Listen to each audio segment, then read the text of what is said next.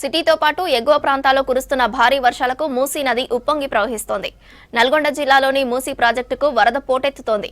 7,202 క్యూసెక్కులకు పైగా ఇన్ఫ్లో వస్తోంది. దీంతో 6 క్రస్ట్ గేట్లను ఎత్తి నీటిని దిగువకు విడుదల చేస్తున్నారు అధికారులు. 9,114 క్యూసెక్కుల నీళ్లు వదులుతున్నారు. ప్రాజెక్టు పూర్తిస్థాయి నీటి మట్టం 645 అడుగులకు, ప్రస్తుతం 641 అడుగుల వరకు నీళ్లు చేరాయి.